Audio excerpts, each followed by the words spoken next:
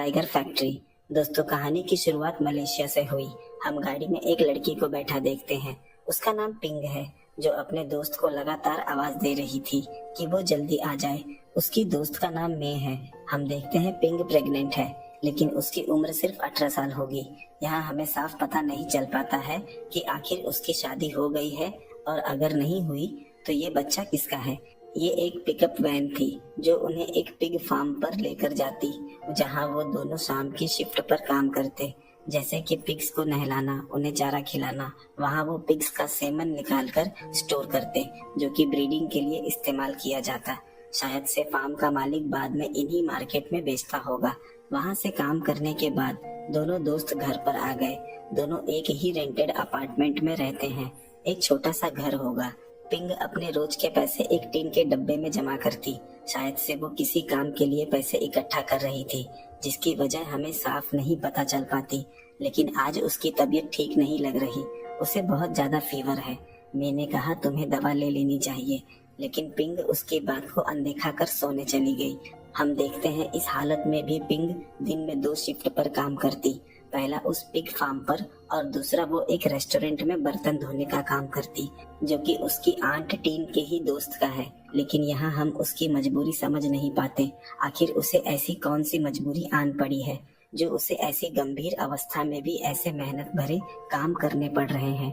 दूसरे दिन हम उसे रेस्टोरेंट के बाहर अकेला बैठा देखते हैं। तभी एक महिला उसके पास आई। ये कोई और नहीं, उसकी आंट टीन है। पिंग से इस महिला का कोई ब्लड रिलेशन नहीं, बस जान पहचान है। पिंग ने कहा, आंट आपने मुझे काफी जल्दी बुला लिया। इस पर टीन का रिएक्शन थोड़ा गुस्से भरा था। उसने कहा, मेरे साथ चलो। टीन ने उसकी तबीयत के बारे में भी पूछा, लेकिन पिंग कह दिया कि सब ठीक है। वहां से टीन उसे एक अनजान जगह ले गई, जहां एक महिला नर्स मौजूद थी, और वहां एक डॉक्टर पहले से था। नीचे एक चादर बिछी है। कुछ देर के लिए पिंग जैसे बेहोश सी हो गई। जब उसे होश आया तो वहां कोई नहीं था, सिर्फ डॉक्टर और उस महिला के अलावा। उसकी आंट चली गई। डॉक्टर ने कहा कि बच्चा सरवाइव नहीं कर पाया, फिर भी तुम्हारी आंट तुम्हें 100 रिंगिट गिफ्ट के तौर पर दे गई। उसके बाद वो भी यहाँ से चला गया। यहाँ हमें कुछ कुछ बातें समझ में आने लगी, जैसे कि टीन एक बेबी ट्रैफिकिंग नेटवर्क चलाती है, जिसे लोग मदाम टीन कहकर बुलाते। वो एक इलीगल सरोगेसी और प्रोस्टिट्यूशन रैकेट चलाती है। ये रैकेट एक्चुअली टाइगर फैक्ट्री के नाम से जाना जाता है। मदाम टीन लड़कियों से सरोगेट मदर्स का काम करवाती, उन्हें प्रेग्नेंट करवा दिया जाता, कभी लोकल में से तो कभी अरेंज्ड क्लाइंट से। और जब बच्चा पैदा होता तो वो बच्चे को फॉरेन कपल्स या ब्लैक मार्केट बायर्स को बेच देते, और उस लड़की से बता दिया जाता कि बच्चा सरवाइव नहीं कर पाया, जिससे उन्हें उस लड़की को पैसे नहीं देने पड़ते। इसमें कुछ डॉक्टर्स भी इन्वॉल्व होते। पिंग जैसी लड़कियों का इस दुनिया में कोई नहीं, तो ऐसी लड़कियों को इस काम के लिए टारगेट करना इनके लिए काफी इजी टास्क हो जाता। उसके बाद वो अपनी फ्रेंड मे से मिलने चली गई, जो दूसरी शिफ्ट में एक मटन शॉप पर काम करती है, क्योंकि कुछ रातों में वो घर नहीं आई। मैंने बताया कि वो आसेंग के होम टाउन गई थी, जो कि उसका प्रेमी है। पिंग को निराश देखा तो पूछ लिया कि क्या बात है। उसने बताया कि बच्चा सरवाइव नहीं कर पाया और पैसे भी नहीं मिले। मैंने पूछा कि तुम्हें और कितने पैसे चाहिए। पिंग ने बताया 2000 रिंगिट और कम है। इतने पैसे तो मे के पास भी नहीं। आखिर हमें समझ नहीं आता कि उसे इतने पैसे क्यों चाहिए। दोनों वहां से एक मोटर गैरेज में आ गए। वहां वो एक पीयू नाम के शख्स से मिले। शायद से वो इस गैरेज का मालिक है। यहाँ हमें पता चलता है कि वो एक बेटर लाइफ के सपने में फंसी होती है। उसका सपना है जापान जाने का, पर उसके पास न पैसा है, न लीगल डॉक्यूमेंट्स, न कोई सपोर्ट सिस्टम। पीयू ने उससे कहा है कि वो उसे जापान के एक गैरेज में साफ सुथरी नौकरी दिलवा देगा। पीयू इलीगल तरीके से लोगों को जापान भेजता है, जिसके बाहर ढेर सारे कॉन्टैक्ट्स हैं। लेकिन पिंग को भेजने के लिए उसे पैसे चाहिए, लेकिन पिंग के पास पैसे नहीं। शायद इसीलिए वो दिन रात काम कर एक एक पैसे जमा कर रही है, ताकि वो यहाँ से निकल सके और जापान जाकर अपने जिंदगी की एक नई शुरुआत कर सके। पीयू ने कहा, डॉक्यूमेंट तो ठीक है, पर बिना पैसों के मैं तुम्हें नहीं भेज पाऊंगा। मैंने कहा, एक बार इसकी जापान में नौकरी लग जाए तो ये धीरे धीरे करके पैसे लौटा देगी। लेकिन वो ये कहकर वहां से चला गया कि ये सिस्टम इस तरह से काम नहीं करता, इसलिए दोबारा पैसे हो तभी यहाँ आना। मैंने पिंग से कहा कि तुम अपनी आंट से पैसा क्यों नहीं मांग लेती। लेकिन यहाँ उसकी आंट को कोई खबर नहीं कि वो जापान जा रही है और ना ही वो टीन को इस बारे में बताना चाहती है। दूसरे दिन जब वो उस रेस्टोरेंट में बर्तन धो रही तो टीन वहाँ आ गई। उसने पिंग को पीने के लिए जूस दिया। यहाँ वो दिखाना चाहती थी कि वो उसकी बहुत ही ज्यादा फिक्र करती है। यहाँ उसने कहा कि शायद तुमने उस दिन कोई दवा खा ली होगी, इसलिए बच्चा नहीं बच पाया। लेकिन पिंग ने उस दिन कोई दवा नहीं खाई थी। यहाँ टीन उसे झूठा साबित करने में लगी थी। पिंग का सारा दिन इसी तरह निकलता। एक काम से फ्री होती तो दूसरे काम पर चली जाती। सुबह से रात मानो जैसे एक चक्रव्यूह हो। हम देखते हैं उसे कैसे भी करके जल्द से जल्द पैसे जमा करने थे, इसलिए वो फार्म से पिग सेमन की कुछ बॉटल्स चुराकर एक लड़के को बेच देती, जिसके ज्यादा तो नहीं लेकिन थोड़े पैसे मिल जाते। घर जाते वक्त वो रास्ते में ही बेहोश होकर गिर गई। प्रेगनेंसी के बाद से उसका शरीर पूरी तरह से थक चुका था और रेस्ट करने के बजाय वो 2-2 शिफ्ट पर काम करती। रात किसी तरह वो घर पहुंची। हम देखते हैं वो जिस रेंटेड अपार्टमेंट में रहती है वो भी उसकी आंट टीन का ही है। नॉक करने पर भी उसकी दोस्त ने दरवाजा नहीं खोला, क्योंकि टीन ने कहा कि अगर वो रात लेट से आए तो दरवाजा मत खोलना। वो कुछ देर सीढ़ियों पर बैठी रही। थोड़ी देर बाद उसने दरवाजा खोल पिंग को अंदर लिया। दूसरे दिन वो उस गैरेज मालिक पीयू से अकेले मिलने गई। वहाँ पिंग ने कहा कि वो अब और इंतजार नहीं कर सकती, उसे इसी साल जापान जाना है। वो यहाँ इस नर्क में और नहीं रह सकती। वो जापान जाकर दिन रात काम करके उसका पूरा हिसाब चुकता कर देगी। पीयू ने उसे समझाया कि ऐसे कामों के लिए अक्सर हम लड़के ही हायर करते हैं, इसलिए हम तुम्हें जापान भेजकर काम दिलवा रहे हैं, वही बड़ी बात है। अगर कल को तुम किसी बार या क्लब में ढकेल दी गई तो इसकी जिम्मेदारी कौन लेगा। इसलिए जब तक पैसे नहीं मिलेंगे वो आगे बात नहीं कर सकता। पिंग ने उसके पैर पकड़ लिए, उससे रिक्वेस्ट करी, लेकिन पीयू वहाँ से चला गया। वहाँ से वो मीट मार्केट चली गई जहाँ मैं काम करती है। वहाँ उसने बताया कि मैं पीयू के पास गई थी, लेकिन वहाँ उसे कोई मदद नहीं मिली। दोनों एक शख्स के पास गई जो कि उधार पैसे देता है, लेकिन उस शख्स ने उनसे कुछ गिरवी रखने को कहा। बिना गिरवी के वो उन्हें पैसे नहीं दे सकता। दोनों के पास कोई ऐसी कीमती चीज नहीं जो वो गिरवी रख सके। दोनों निराश होकर वहाँ से निकल गए। यहाँ जब दोनों घर आए तो देखा पिंग का सारा सामान बिखरा पड़ा है। उसके डब्बे में पैसे नहीं, उसकी जापानीज मैगजीन यहाँ वहाँ पड़ी है, यहाँ तक कि उसका पासपोर्ट भी मिसिंग है। मैंने कहा जरूर यहाँ तुम्हारी आंट आई होगी और वो पासपोर्ट अपने साथ ले गई, क्योंकि वो नहीं चाहती थी कि पिंग जापान जाए। रात पिंग उदास मन से इस शहर को ध्यान से देखने लगी कि क्या कभी वो इस नर्क से निकलकर एक नई शुरुआत कर पाएगी। हर तरफ से एक ही आवाज सुनाई देती कि शायद नहीं। दूसरे दिन जब वो रेस्टोरेंट में काम कर रही थी तो वहाँ की बॉस उस पर काफी भड़क उठी कि उसने पोर्क लाने के लिए जो पैसे दिए थे उस हिसाब से पोर्क काफी कम है, तो बाकी के पैसे कहाँ गए। यहाँ पिंग ने शायद बाकी के पैसे चुरा लिए थे, लेकिन वो इस बात को एक्सेप्ट करने के लिए तैयार नहीं। शाम काम खत्म करने के बाद वो पिग फार्म चली गई। वहाँ पिग को चारा खिलाने के बाद उसने यहाँ वहाँ देखा। जब कोई नहीं दिखा तो मौका देख उसने कुछ सेमन बोतल्स फ्रिज से निकाल लिए और उसे बेचने चली गई। लेकिन वहाँ फार्म के शख्स ने उसे ले जाते हुए देख लिया और इसी दौरान वो डर कर भागने लगी और थैला हाथ से गिर गया। बाद में उस शख्स ने उसे घर छोड़ दिया और कहा कि आज से काम पर आने की कोई जरूरत नहीं। पिंग ने उससे कहा कि वो उसके नुकसान के पैसे लौटा देगी, लेकिन ये बात वो उसकी आंट से न बताए। वो शख्स वहाँ से चला गया, मानो जैसे एक एक कर उसके सारे दरवाजे बंद होते जा रहे हो। दूसरे दिन वो टीन से मिली और कहा कि मैं फिर से एक और बार ट्राई करना चाहती हूँ, यानी उसे फिर से प्रेग्नेंट होना है। टीन ने कहा अभी कुछ ही दिन हुए हैं, इतनी जल्दी दोबारा से तुम्हारे सेहत के लिए ये ठीक नहीं। लेकिन लालच और पैसों में अंधी टीन मान गई कि क्या फर्क पड़ता है, उसे पैसे तो अच्छे खासे मिल जाएंगे।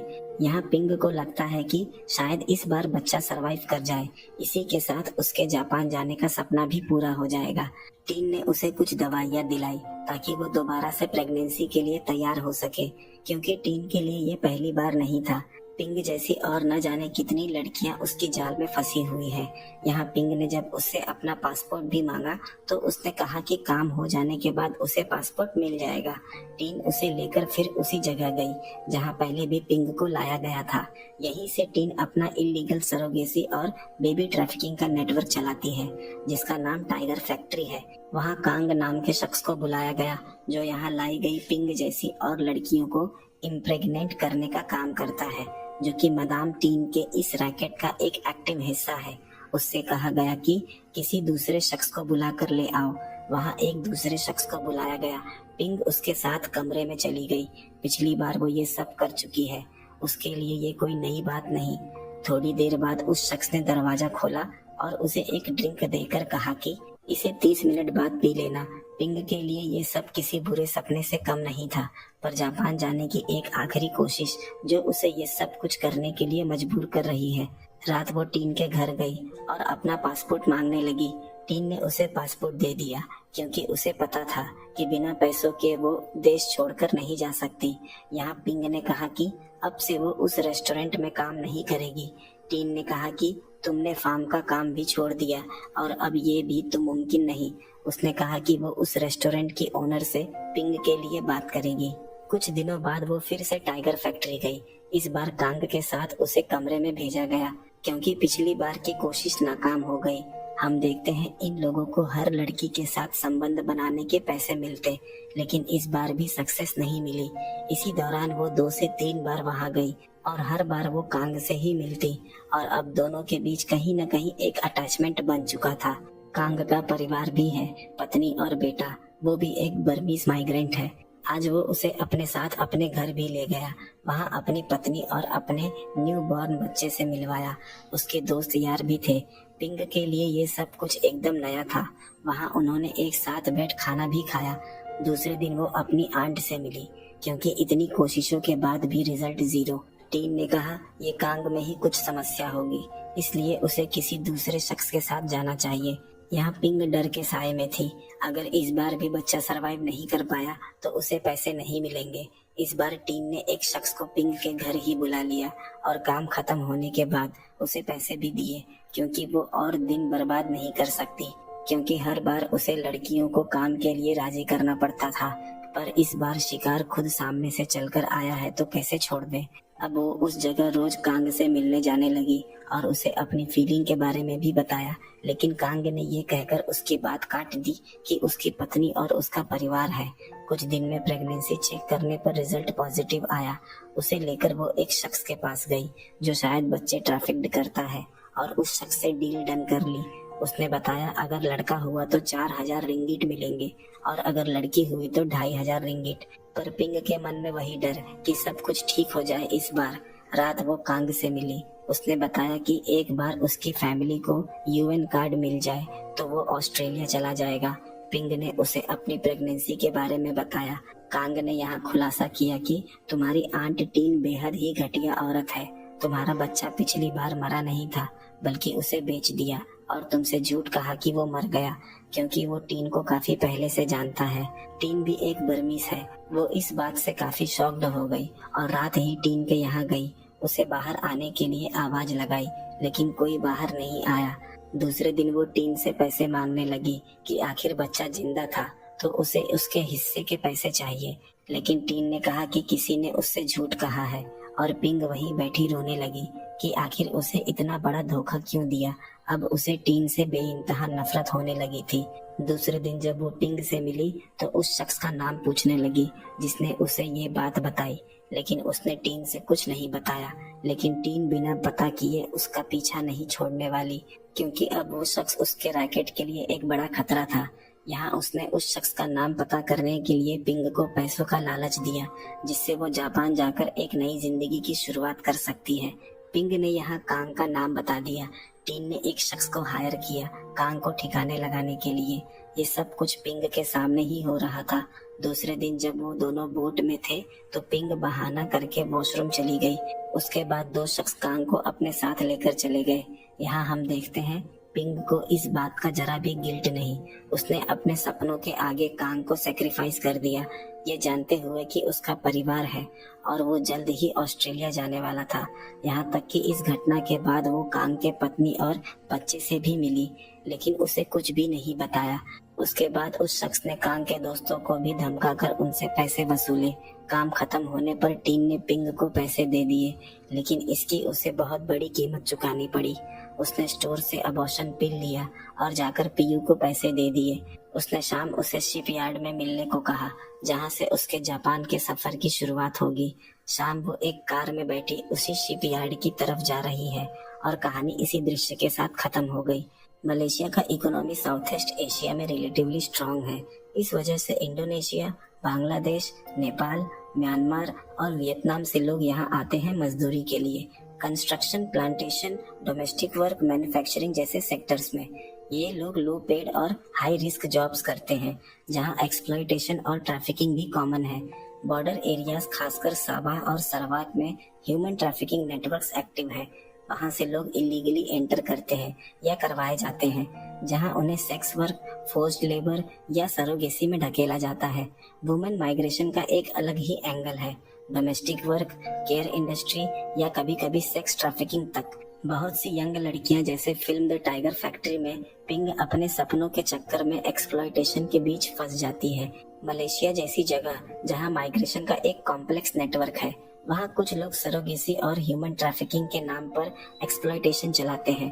पूरी दुनिया में सरोगेसी लीगल है, सिर्फ कंट्रोल्ड मेडिकल प्रोसेस के तहत। पर जब इसमें गरीब और वुल्नरेबल लड़कियों को झूठा सपना दिखाकर इस्तेमाल किया जाता है, तब वो ट्रैफिकिंग बन जाता है।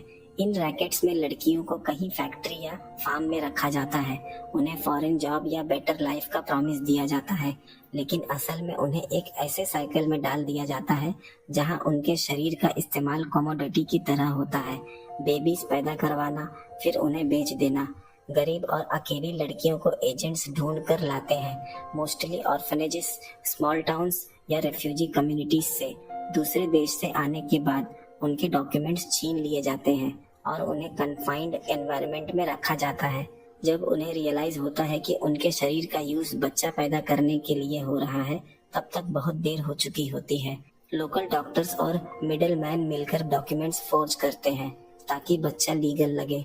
बच्चे रिच क्लाइंट्स या फॉरेन कपल्स को इलीगल अडॉप्शन के जरिए दिए जाते हैं या ब्लैक मार्केट में, और लड़कियों को छोटी सी पेमेंट करके उन्हें एक्सप्लॉइट किया जाता है। पिंग के जापान जाने का सपना सिर्फ माइग्रेशन नहीं था, बल्कि एक एस्केप का सपना है, एक्सप्लॉइटेशन से, गरीबी से और उस सिस्टम से जहां उसका शरीर सिर्फ एक प्रोडक्ट बन गया है। दोस्तों, अगर कहानी पसंद आई हो तो वीडियो को लाइक, शेयर और चैनल को सब्सक्राइब जरूर कर दें।